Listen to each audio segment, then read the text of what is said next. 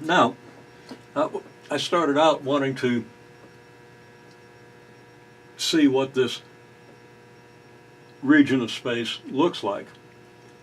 And I started out just by asking the question, what does a set of points where rho is greater than or equal to 2 and less than or equal to 4 look like? People had trouble with that. Now, as I've said, if you understand polar coordinates, if I had 2 less than or equal to r less than or equal to 4, that would be an easy region to immediately see in polar coordinates. So you ought to be able to extend that to what this means. But I don't think most people are as adept with polar coordinates as they should have been in high school.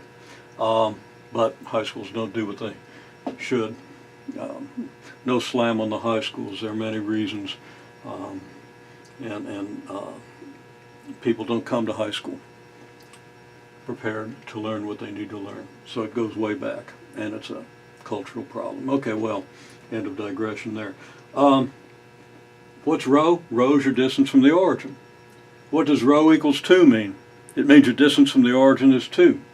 What are the set of points at distance 2 from the origin? Well, that's a sphere of radius 2 centered at the origin. And rho equals 4? Well, that's a sphere of radius 4 centered at the origin. So you have these concentric spheres, 2 spheres centered at the origin that bound the region. But looking at that in any plane that contains the z-axis, it looks like this. You've got the inner sphere of radius 2, you got an outer sphere of radius 4, and the radius of your sphere can be anything from 2 to 4, so you have all possible spheres from here out to here. That's going to be a region that, in 2 dimensions, looks like this. Okay, now you just rotate this around the z-axis and it sweeps out a hollow sphere, a sphere with a hole in the middle, a sphere of radius 4 with a hole in the middle whose radius is 2. Okay, so we would describe this as a spherical shell with inner radius 2, outer radius 4.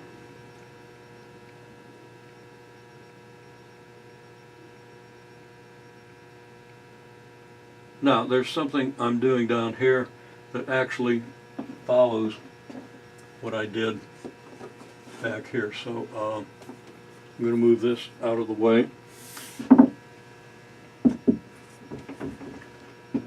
And start asking questions about how you would take a sphere of a given radius, say radius A, and describe it in cylindrical coordinates.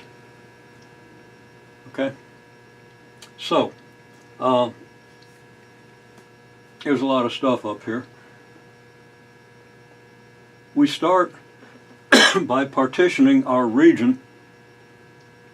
And remember, this is a region of space, and we're again looking at any plane through the z-axis, any plane that includes the z-axis.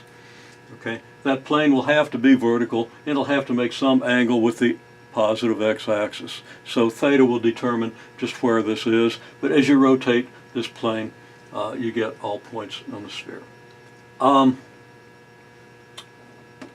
The r coordinate, okay, I'm going to just call this axis an r-axis. In whatever direction this plane cuts the xy plane, r is going to be your cylindrical coordinate within that plane. Okay. Now what we want to do is partition the r-axis from 0 to a. Now, I've actually done something here that I want to make a little change to. So I'm going to stop the video and pick it up in just a minute after I make a couple of small changes.